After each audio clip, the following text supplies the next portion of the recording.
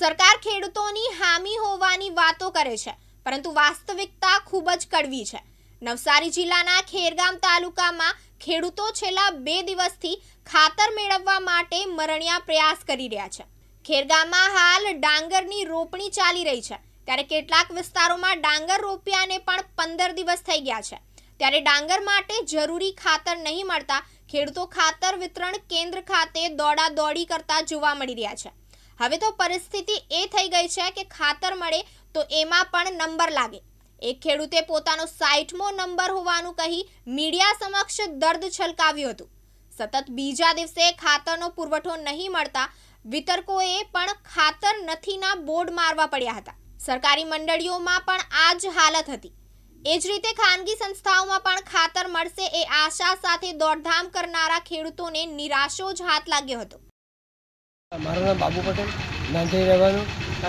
રોપણી થઈ ગયેલી મારે 15 દિવસ થઈ ગયા છતાં ખાતર આવ્યું ને સહકારી મંડળીમાં ગયા ત્યાં આગળ બંધ હતું અને સવારના 8 વાગ્યાથી ઊભેલો અત્યાર લગી ઊભેલો કોઈ ત્યાં આવ્યું નહીં, લોક છે।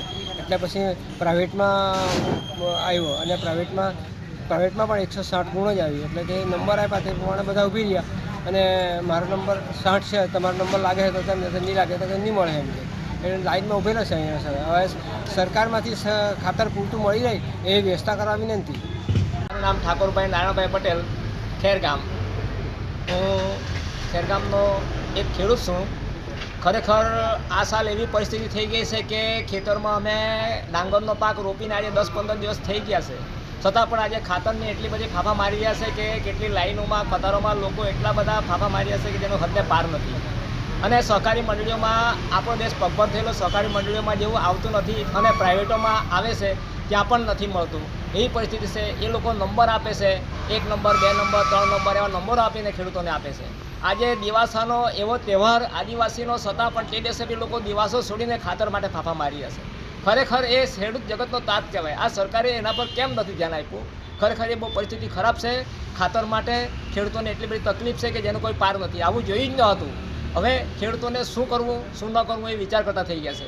ખરેખર સહકારી મંડળીઓમાં આપણો દેશ પગભર થયેલો, આજે સહકારી મંડળીઓમાં જેવું કંઈ વ્યવસ્થા નથી અને પ્રાઇવેટ લોકોને આપી દે ત્યાં પણ નથી મળતું, તો શું કરવું અમારે?